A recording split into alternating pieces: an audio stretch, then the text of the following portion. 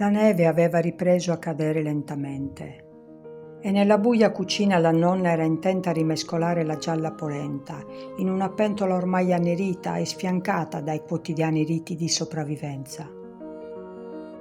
Attorno al cammino, Salvatore e Giuseppe, festosi e incuriositi dal roteare del mestolo, macinavano impazienti il tempo, pronti ad assaporare il fragrante impasto.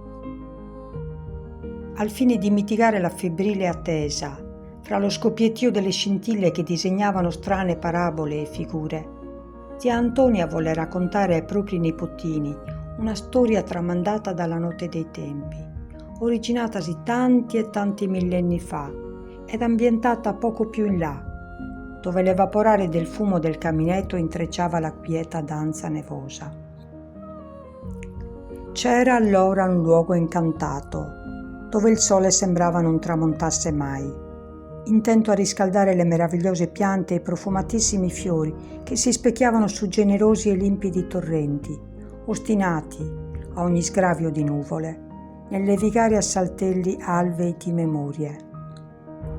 Qui si abbeveravano e si specchiavano tanti animali di diverse specie, grandiose testimonianze del Creatore, così come le giadre volteggiavano delle strane creature alate dal viso umano, chiamate sorgenti, intente durante la giornata a godere delle bontà della natura.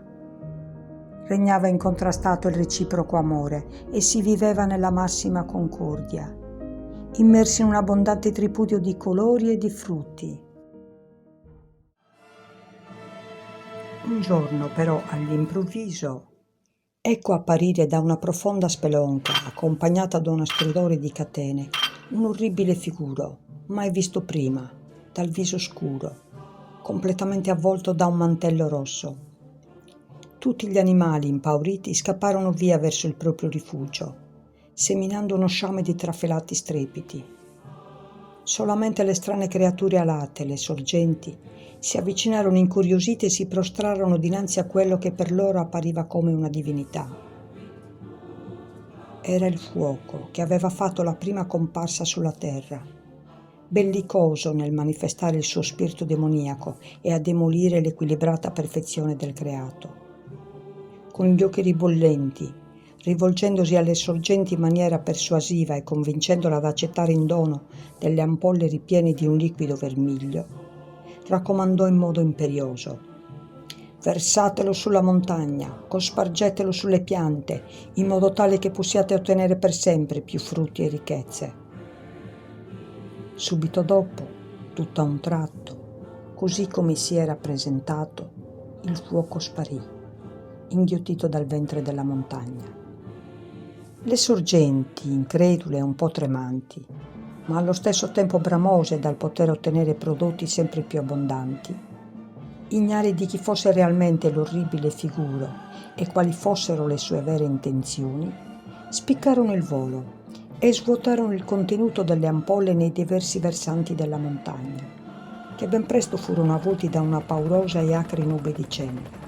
Il sole si nascose e il cielo fu illuminato a rosso dalle divampanti fiammate ardenti e distruttrici, frustate alle loro spalle da un incalzante vento che le incitavano un passo più spedito e ingordo. All'alba tutto apparve nero e fumante, intriso da un'orrida e nauseabonda capa di morte. Non una pianta, non un animale, non un essere alato, anche loro pietrificati. Rimasero solo le nude rocce, enormi massi di pietra incandescente e niente più.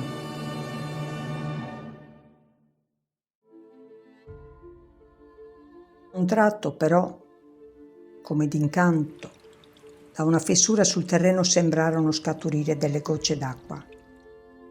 Erano le abbondanti lacrime sgorganti dai lucidi occhi di Emiliano, uno degli esseri alati, rimasto miracolosamente in vita. Piangeva di rotto, mentre sommessamente, fiaccato dalle bruciature, soffocato dal fumo e ancor di più da uno spettrale silenzio, chiedeva perdono al Creatore per aver procurato tanto male. Promise, a nome e a memoria di tutti gli animali arsi nel rogo, di far erigere sulla sommità della montagna una grande statua, e di onorarla perennemente. Così fece.